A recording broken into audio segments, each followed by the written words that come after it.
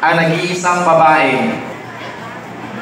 Wala nakahuman ang iyang mga igsuon, nagatrabaho sa construction sites. Bilang construction worker, nasa Davao, bulag din sila nga mga igsuon. Ang iyang mama, sumama sa iba. Ang kanyang papa, alam niyo saan ang kanyang papa? Sumama sa iba.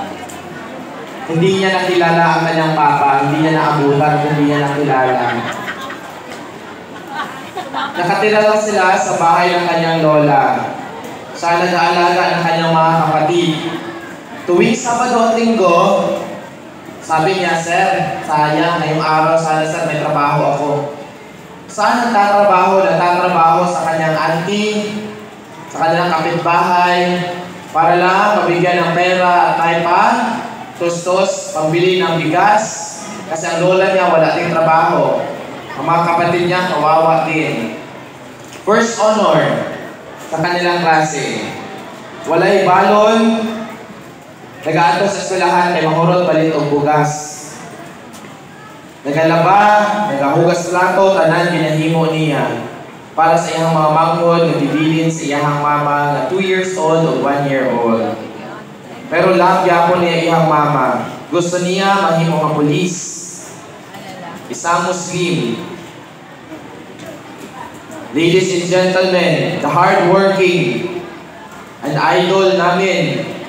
Palakpakan natin mula sa bayang aking sinilangan. Pero sa sayang man ko, hali siya sa Kilapawan.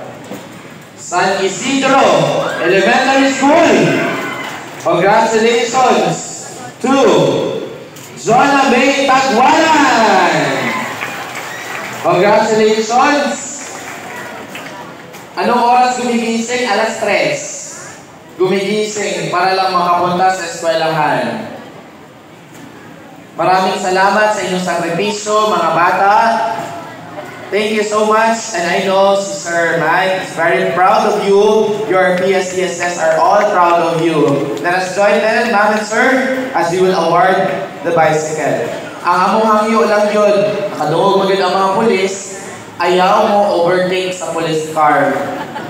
Palihog lang. Ayaw ninyo tanggalin basket, ayaw tanggalin og tire, ayaw tanggalin og sticker. Okay ra tanggalon ang salubin, basta ayaw ilisdi ang pintura. Yan lang ang hangyo ni Governor Lala. And to SKs of San Isidro and SK ng Sumba, para sa Sumba ka na, pamonitor ang bike. Si Cons, pakimonitor ang bike.